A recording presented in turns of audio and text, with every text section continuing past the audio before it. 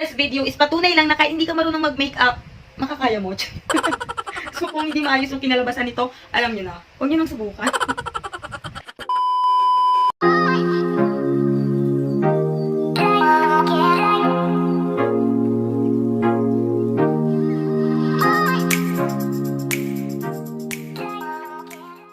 Hello there, friendships! So, I just got home from school and graduation day is really fast approaching. In our school, it will be on July 10. So, Monday na yon.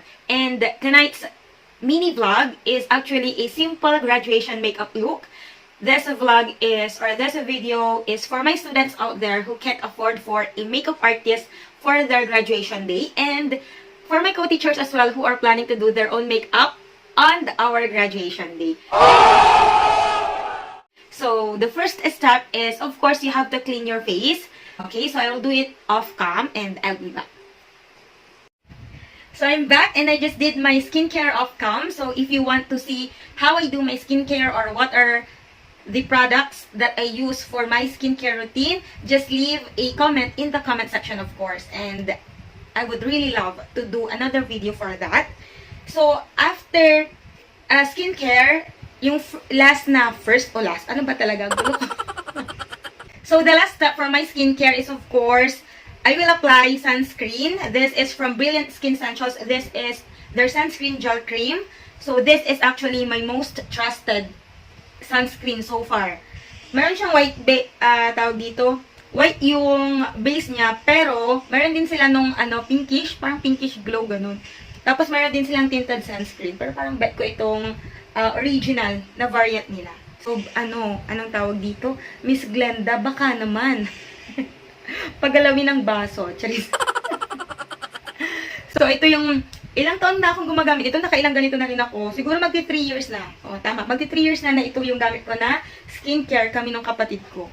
And after applying sunscreen is really a must for your skincare kasi, believe me, your future skin will really thank you kapag na lagi kang nagsa-sunscreen. And of course, graduation yun, napakainit. Kaya dapat talaga you have to protect your skin, especially your face. And after that, I will prep my lips also using this tinted lip balm from Human Nature. I got 2 of this, yung Pink Orchid, and then this one is the Flame Tree.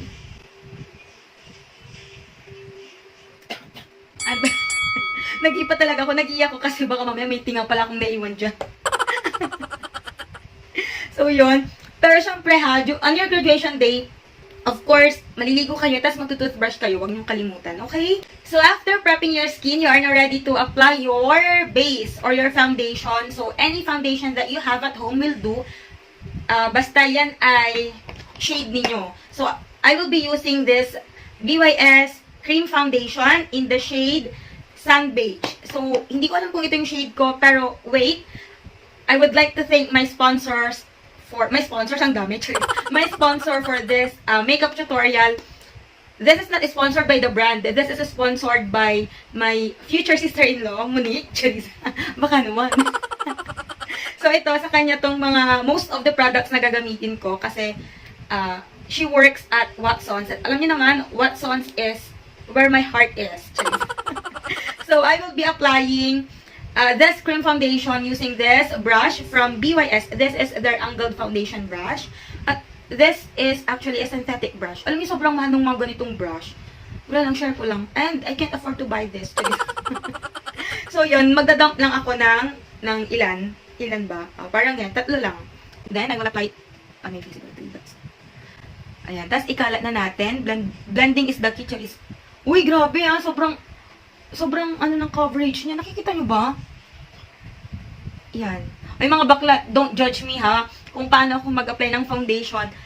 Disclaimer po, this is my first time to do a makeup tutorial. I am not good at makeup kineme. So, ito yung first time ko. At hindi ko alam kung tama ba yung ginagawa ko, pero so, this vlog is actually a patunay na kung hindi nyo alam mag-makeup, makakaya nyo. Kasi hindi ko nga alam, pero yan, kakayanin natin. So, kung magandang kinalabasan ng video na to, or magandang kinalabasan or result ng makeup tutorial na to, di ba? Gawin nyo na. Pero kapag hindi, huwag nyo nang subukan. Hala! Grabe, sobrang puti ng, nakita nyo ba? Ang puti ng mukha ko. Wow. Lakas maka-geisha. Alam niyo geisha yung sa Japan? O basta yun. Grabe, sobrang ano nitong BYS. Sobrang tipid. Dapat lang paling gagamitin mo dito. Kunting-kunti lang.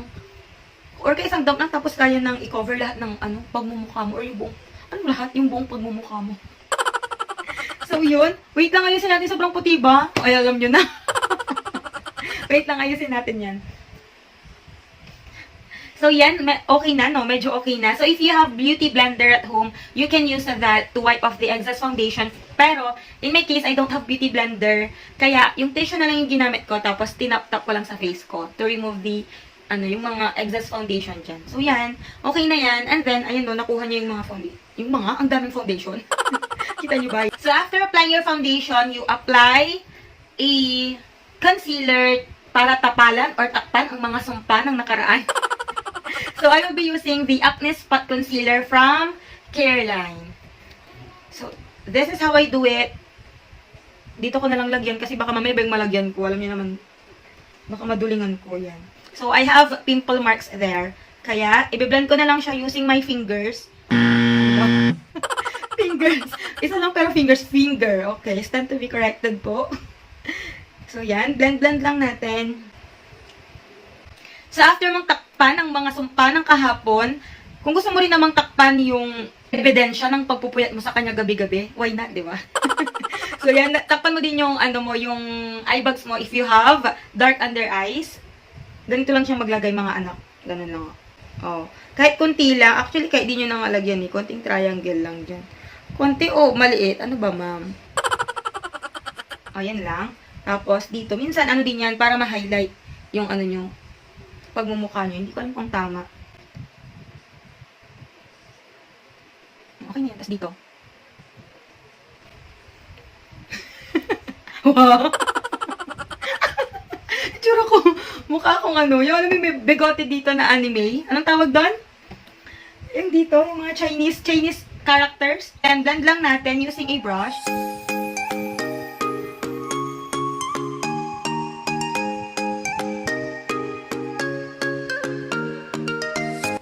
So, tip ko lang sa inyo guys, if you are using beauty blender, make sure that you wet. O, basahin nyo yung wet the blend. Ay! So, if you are using beauty blender, don't forget na basahin nyo yung beauty blender nyo. Ayos, no? Hindi siya, sinabi ko hindi ako expert sa pag-makeup, pero meron akong tip para sa inyo. Saan ka ba? And so, that's it. O, diba? Yung dating madilim na daan dahil walang street light nagkailaw. Oo, di ba? Na-highlight yung ano mo, yung under eyes mo ngayon. So, after that, disclaimer lang ha, hindi ako magaling mag-makeup or hindi ako marunong mag-makeup. Sinusubukan ko lang talaga. Lakas ng ubang puhunan natin dito, mga friendships. So, now, after putting on or applying your concealer, you can now set your under eyes using a translucent powder. Pero, since I don't have any setting powder, gagamit na lang tayo ng pambansang Johnson's baby powder. So, yan na lang yung pang-set natin. Alam ko naman lahat tayo, di ba, may pulbo. Ayan na, pulbo na lang. Tapos, lagay-lagay lang dyan. Bakit natin siniset? Bakit natin binibake? Hindi naman cake. So, yan, set lang natin para hindi mag-cake.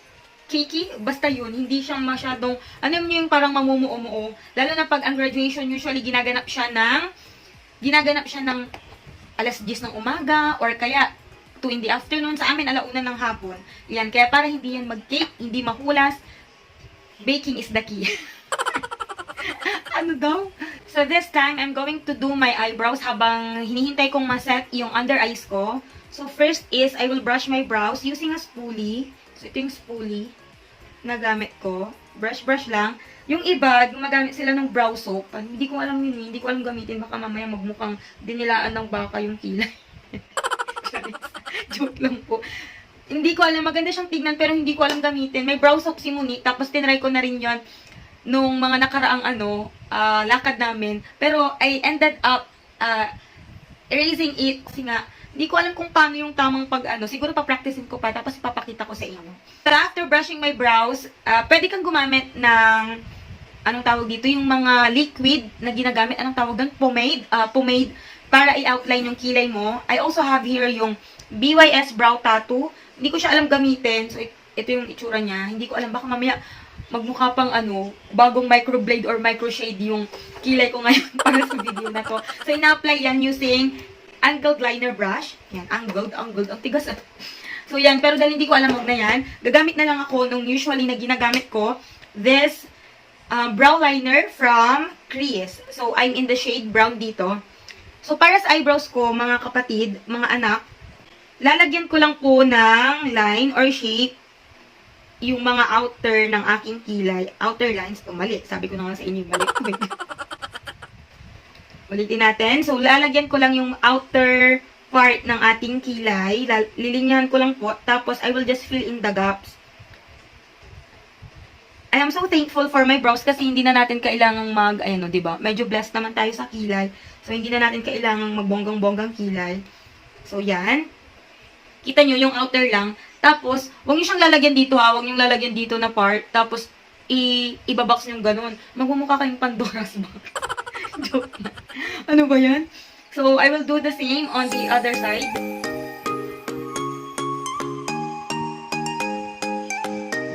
So, I think that's it. And then, aayusin lang natin siya gamit ang spoolie ulit. Ibabrush lang natin siya to spread the product. Ayan. Tapos, yung dito sa pinakagitna, brush up mo lang.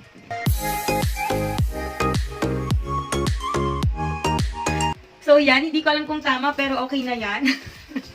So, now, i-brush na natin yung setting powder. Ano ba yung kumalat ang kilay ko siya? Sabi ko na nga. Wait na. Ano itsura ko? Bakit sobrang puti? Kaya nga, dapat translucent powder ang gagamitin nyo kasi yung baby powder, makaka-add siya or makakadagdag siya doon sa puti ng mukha nyo. Pero kapag medyo pinawis-pawisan na rin naman na kayo mamaya, or, di ba, pag ng graduation dahil sobrang init, okay din yan, maayos din yan. Just trust the process. So, yan. Wait lang, ayusin natin. So, after my brows, I will now put on an eyeshadow. This is from BYS Sweet Cheeks Face Palette. And then, I also have here Spotlight in the shade Blockbuster Nudes. Sobrang ganda nitong shades na to. Nung mga shades pa nito. Ano ba yan? So, ito yung mga shades niya. Look, diba? Sobrang ganda. Oh. Yan ang tinatawag na pangmalakasan. Charis. Yung kapag may ganito kang color ng face palette, or ng eyeshadow palette, grabe, pwede ka nang maging makeup artist. Tapos, combine mo pa nito, sobrang gaganda. Blush and, ang tawag dito, highlighters, combo na sila. So, pwede ka nang maging makeup artist. So, the theme for this simple graduation makeup look is fresh lang. Alam niyo yun, yung, basta, maganda lang, gandang natural. Natural. So, yan, gagamitin ko itong shade na to. And then, I will mix it up with this nude shade. I'll just mix them together. Tapos, ayun, blend lang natin. And then, top off the excess. Tapos, you're just going to start here.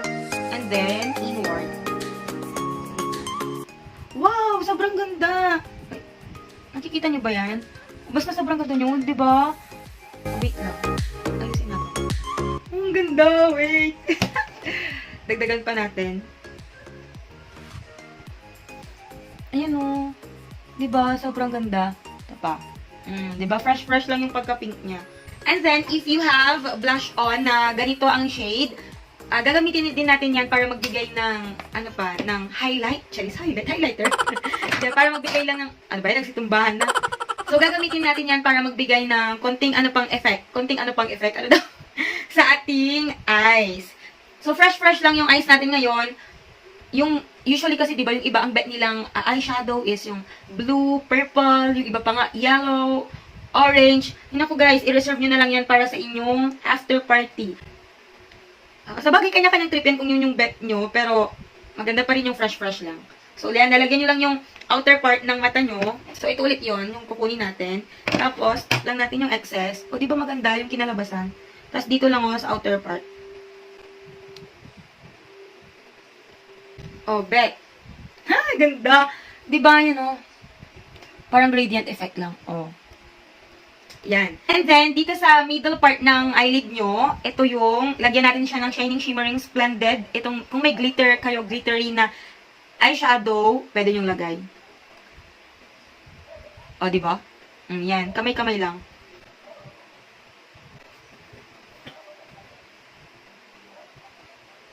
O, diba? So, after your eyeshadows, if you want to put on i-contour. Kung gusto mo i-contour yung face mo para magmukhang ano, yung batak na batak, yung parang gano'n. Yung parang Angelina Jolie. So, pwede kang gumamit ng contour. So, try natin. Hindi ako marunong pero, first time ko pero sige, try natin. Ang alam ko, dito siya ilalagay. Tapos dito, para lang mabigyan ng shadow yung mukha mo, tapos maging slim. Especially dun sa mga katulad ko na may round face. Yun.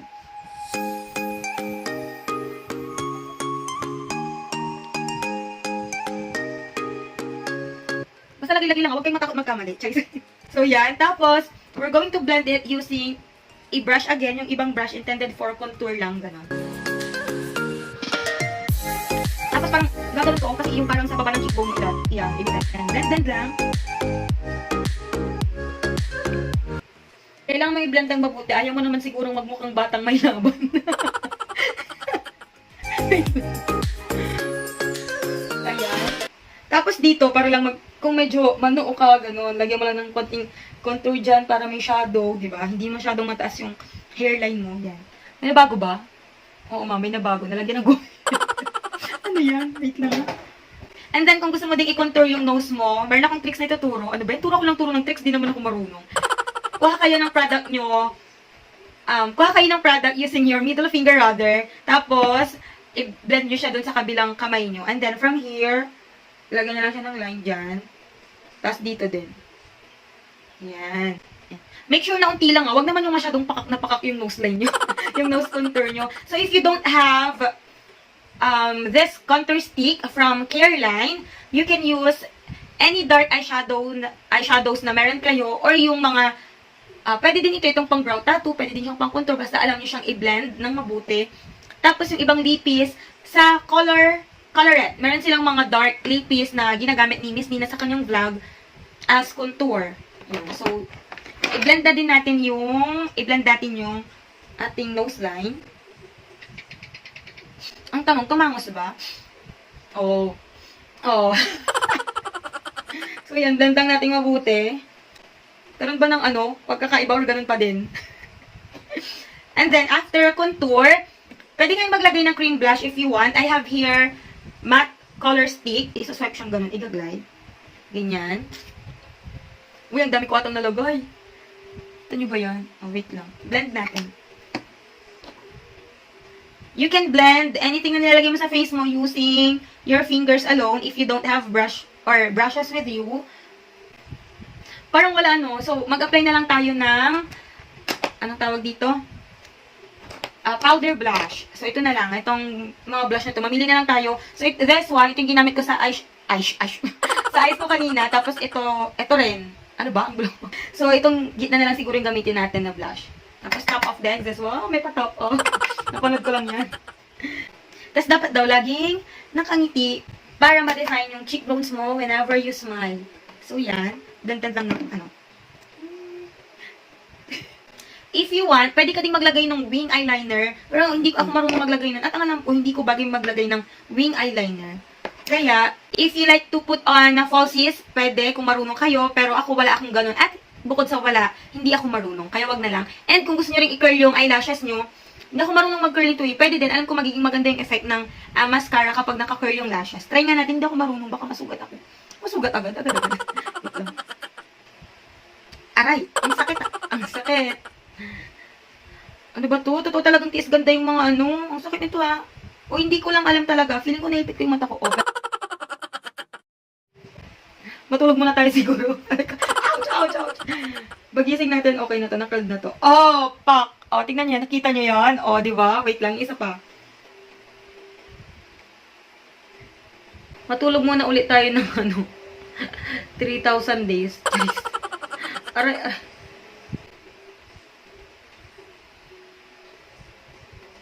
Oh, yan din. Oh, kita nyo yan. Oh, basta yan na yan. Let's now put on mascara. So, I will be using the BYS mascara. This is their waterproof mascara. O, diba? Kita mo yan? O, sino ka dyan? Wait lang. O, diba? O, ang ganda. Wait lang. Bahala na dyan. So, this time, let us now apply a lip liner para mas ma-define yung shape ng lips mo. So, I will be using this Crease Matte Lip Liner in the shade Learn. Sorry, excuse me po. Learn. Actually, maganda na yung shade nito kung gusto mong fresh lang. I also have here yung soft suede. Ano to? Ewan ko. Basta lipstick from Careline in the shade Icon. Sobrang ganda din ng shade dito. Look at it, guys. Ito, diba? Sobrang ganda. Pwede natin siya ipatong. Ay, hindi na lang. Dito na lang. Baka ba iba yung shade. Ayan o. Oh, yan. Sobrang ganda ng shade niya, diba? Lakas maka-fresh. Pero, itong mga type ng lipstick na to, or lippies, I did not recommend it kasi, anong tawag dito? Madali silang matanggal sa lips ito. Pero, if hindi ka naman nangangain ng lipstick katulad ko, diba? Why not? Most of the time, ito yung gamit ko, this color tint from Colorette by Miss Nina in the shade Ellie. Oh, Miss Nina, baka naman, paggalawin ng baso. I also have yung Ava, yung shade ng Ava. Maganda din yun, lakas maka-fresh. Parang gusto ko ng lips ko at hindi ko na siya lalagyan ito ng color tint. So, siguro ito na lang. Ito na lang yung full application ko. O, yan. O, diba? Fresh lang. I love it. Charisa. So, yan. And after that, kung meron kang setting spray, iset mo yung makeup mo. Pero I don't have setting spray. I also don't have setting powder. So, ang gagamitin natin ngayon is, I will be using this compact powder from VYS para iset lang yung mga part na nag-oily yung face ko, especially dito sa middle.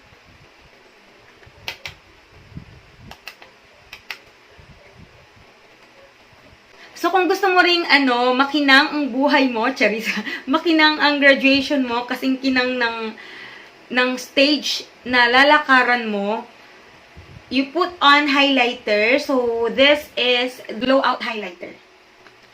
So, maglagay lang tayo dito sa may ang tawag dito, kilay. Sa baba. O, diba? Nakikita niyo ba yung difference? Wait lang. Tapos dito din sa kabila. Pwede din kayong maglagay sa inner eye para mabigyan ng buhay yung mata nyo. Buhay talaga. Bakit patay ba?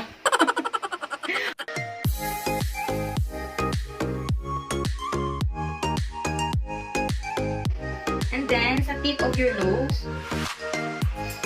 para ano yan, tamus-tamusan lang. O, diba, glass skin. Nakita nyo, yung parang may ilaw dyan.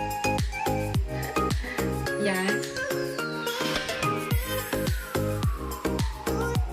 Ibuo na lang pala natin para mukhang matangos. O, diba? So, I think this is the look. Wait lang. For the hair, kung marunong kayong kulot ng buhok nyo or meron kayong hair straightener, much better, diba? Pero if wala, and if you have natural curls naman na, or natural waves ng buhok, okay na yan. Ang ganda kaya ng mga natural curls ng hair natin. O, diba? Parang itong sa akin, yung natural curls dyan. Inipit ko kasi siya, kaya yan naging parang kinulot. Or kapag meron kayong kapatid na marunong plancha ng hair or mag-curl ng hair, okay na. Pagawa nyo sa kanila, diba? Okay. So, this is the final look. Wait lang.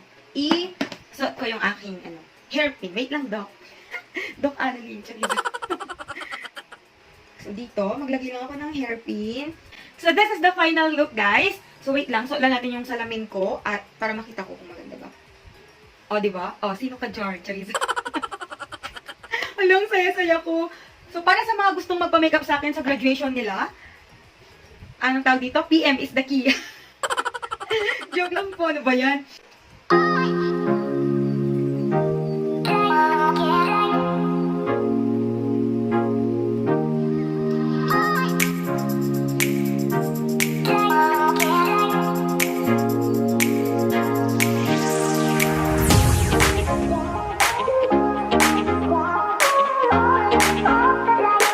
So, this is the final look, guys. I know that it is very simple. Wala nang pa-falsies, wala nang pa-contact lenses, eme-eme.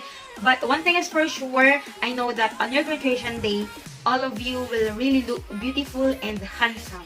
And since that day is a very special day of yours, so you have to make the most out of it. Kasi, di ba, malay mo yung iba sa inyo mag-transfer na. Aww. O yung iba naman, hindi mo sure kung classmate mo pa din yung mga classmates mo ngayon, lalo na si Crush. Ay. So yun, you have to really enjoy every second of your graduation ceremony. So that's it, guys. So if you like this video, please click that subscribe button. And if you have any video suggestions, please feel free to leave a comment in the comment section. And please share this video to your classmates. So once again, this is Zai, your teacher vlogger na nagsasabing, love yourself.